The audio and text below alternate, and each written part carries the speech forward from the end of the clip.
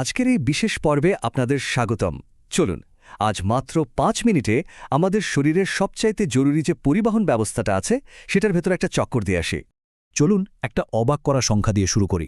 আমাদের হার্ট মানে হৃৎপিণ্ড প্রতি মিনিটে প্রায় ৫ লিটার রক্ত পাম্প করে, মানে প্রতি ৬০ সেকেন্ডে একটা বড় জলের জগের সমান রক্ত সারা শরীরে ছড়িয়ে দিচ্ছে। ভাবা যায়? আচ্ছা, চলুন তো ব্যাপারটা আরও কাছ থেকে দেখা যাক। তো এই যে রক্তের বিশাল যাত্রা, এর শুরুটা হয় কোত্থেকে? ঠিক ধরেছেন, এর উৎস হল আমাদের সংবহনতন্ত্রের ইঞ্জিন, মানে আমাদের হৃৎপিণ্ড। এটা আসলে একটা অসম্ভব শক্তিশালী আর অক্লান্ত পাম্প। কিন্তু এই যে পাম্পের শক্তির কথা বলছি, এটা মাপার কোনো উপায় আছে কি? হ্যাঁ, আছে।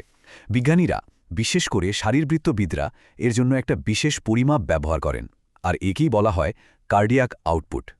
দেখতে একদম সহজ সরল একটা সূত্র মনে হচ্ছে, তাই না? কিন্তু এর মধ্যেই কিন্তু আসল রহস্যটা লুকিয়ে আছে। এই সূত্রটাই কার্ডিয়াক আউটপুটকে দুটো মূল অংশে ভাগ করে আমাদের বুঝতে সাহায্য করে। তাহলে কার্ডিয়াক আউটপুট জিনিসটা ঠিক কি? সহজ কথায় এটা হলো প্রতি মিনিটে আমাদের হৃৎপিণ্ডের প্রত্যেকটা ভেন্ট্রিকল বা নিলয় ঠিক কতটা রক্ত পাম্প করে বের করে দিচ্ছে তার পরিমাণ। হিসাবটা কিন্তু খুবই সোজা। দেখুন, এখানে দুটো ধাপ আছে। প্রথমটা হলো স্ট্রোক ভলিউম, মানে প্রতিবার হার্টবিট করার সময় কতটা রক্ত পাম্প হচ্ছে, সাধারণত ৭০ মিলিলিটারের মতো। আর দ্বিতীয়টা হলো হার্ট রেট, মানে মিনিটে কতবার বিট হচ্ছে, ধরে নিন প্রায় ৭২ বার। এবার এই দুটোকে গুণ করে দিলেই ব্যাস আমরা পেয়ে যাই আমাদের কার্ডিয়াক আউটপুট। আর এই হিসাবটা করলেই আমরা আবার সেই অবাক করার সংখ্যাটাতে ফিরে আসি। মনে আছে? হ্যাঁ, প্রতি মিনিটে প্রায় ৫ লিটার। একজন সুস্থ বিশ্রামরত প্রাপ্তবয়স্ক মানুষের ক্ষেত্রে এটাই গড় হিসাব। তবে আসল মজার ব্যাপারটা কি জানেন? আমাদের শরীর কিন্তু এই পুরো প্রক্রিয়াটাকে একদম নিখুঁতভাবে নিয়ন্ত্রণ করতে পারে।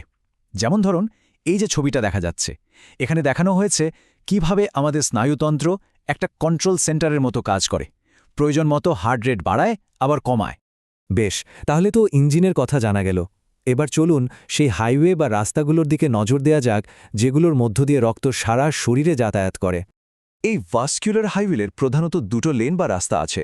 একটা হলো ধমনী, যেটা হৃৎপিণ্ড থেকে রক্তকে শরীরের বিভিন্ন অংশে নিয়ে যায়, আর অন্যটা হলো শিরা, যেটা ঠিক তার উল্টো কাজটা করে, মানে রক্তকে আবার হৃৎপিণ্ডের দিকে ফিরিয়ে আনে। কিন্তু এদের মধ্যে পার্থক্যটা শুধু এই আসা যাওয়ার মধ্যেই সীমাবদ্ধ নয়। এদের গঠন, এরা কতটা চাপ নিতে পারে, এমনকি শরীরের কোথায় এদের অবস্থান, সব কিছুতেই অনেক তফাৎ। এই টেবিলটা দেখলেই ব্যাপারটা পরিষ্কার হবে। বিশেষ করে শেষের পয়েন্টটা খেয়াল করুন, কপাটিকা বা ভ্যালভের বিষয়টা। এই যে চাপের বিশাল পার্থক্য, এটাই কিন্তু একটা বড় চ্যালেঞ্জ তৈরি করে।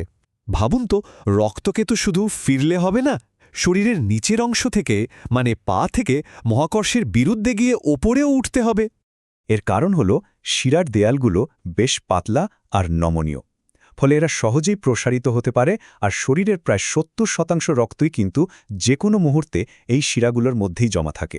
কিন্তু সমস্যাটা হলো, এই কম চাপের কারণে রক্তকে উপরে ঠেলে পাঠানোর মতো যথেষ্ট শক্তি থাকে না।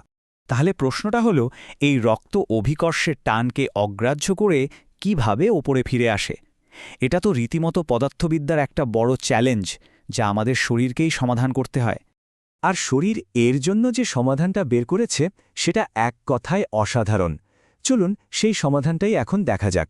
এর উত্তর লুকিয়ে আছে আমাদের শরীরেরই এক দারুণ ইন্টেলিজেন্ট ডিজাইনের মধ্যে, একটা জিনিয়াস বায়োলজিক্যাল ইনভেনশন বলা যেতে পারে। আর সেই ইনভেনশনটা হলো শিরাস্থ কপাটিকা বা ভেনাস ভালভ। এগুলো আসলে শিরার ভেতরে থাকা একমুখী গেটের মতো, মানে রক্তকে শুধু একদিকে, হার্টের দিকেই যেতে দেয়। রক্ত উল্টো দিকে ফিরতে গেলেই এর দুটো পাল্লা বন্ধ হয়ে যায়। আর যখন আমরা হাঁটাচলা করি, তখন আমাদের পায়ের পেশিগুলো এই শিরাগুলোকে চাপ দেয়, অনেকটা পাম্পের মতো। এই চাপ আর ভালভের একমুখী দরজা, এই দুটো মিলে রক্তকে ধাপে ধাপে ওপরের দিকে ঠেলে পাঠায়। তবে মজার ব্যাপার হলো, এই দারুণ কার্যকরী সিস্টেমটা বিজ্ঞানীরা কিন্তু একদিনে বোঝেননি। এর আবিষ্কার আর কার্যকারিতা বুঝতে প্রায় ১০০ বছর লেগে গিয়েছিল। ১৫৪৫ সাল নাগাদ প্রথম এর বর্ণনা পাওয়া যায়। তারপর আরও অনেকে এটা নিয়ে কাজ করেন। অবশেষে ১৬২৮ সালে গিয়ে উইলিয়াম হার্ভে পুরো ব্যাপারটা পরিষ্কারভাবে ব্যাখ্যা করেন। আচ্ছা, তাহলে এতক্ষণ আমরা যা যা জানলাম, সেগুলোকে একসাথে করে পুরো সার্কিটটা একবার দেখে নেওয়া যাক। আমাদের শরীর যে কতটা অ্যাডভান্সড তা এখান থেকেই বোঝা যায়। যখন যেমন প্রয়োজন ঠিক তেমনভাবে হার্ট রেট আর স্ট্রোক ভলিউমকে নিয়ন্ত্রণ করে সে তার কার্ডিয়াক আউটপুটকে নিখুঁতভাবে অ্যাডজাস্ট করে নেয়। তাহলে পুরো সিস্টেমটা কি দাঁড়ালো? একটা অসাধারণ শক্তিশালী পাম্প আমাদের হার্ট। 2 হাই প্রেশারে রক্ত পৌঁছে দেওয়ার জন্য হাইওয়ে মানে ধমনী। 3 টিস্যুর কাছে অক্সিজেন আর পুষ্টি পৌঁছে দেওয়ার জন্য ডেলিভারি নেটওয়ার্ক কৈশিক জালিকা। 4 কম প্রেশারে রক্ত ফিরিয়ে আনার জন্য রিটার্ন রুট অর্থাৎ শিরা। আর 5 সেই ফিরতি পথের সবচেয়ে বড় চ্যালেঞ্জ মানে মহাকর্ষকে হার মানানোর জন্য একমুখী গেট আর মাসল পাম্প। সত্যি কি দারুণ একটা ব্যবস্থা! সারা জীবনে এই সিস্টেমটা ট্রিলিয়ন বার কোনো ভুল ছাড়াই কাজ করে যায়। আমাদের শরীরের ভেতরেই ইঞ্জিনিয়ারিংয়ের এমন অসাধারণ একটা উদাহরণ রয়েছে। এটা আমাদের কি শেখায়? একটা নিখুঁত আর টেকসই সিস্টেম আসলে কেমন হওয়া উচিত?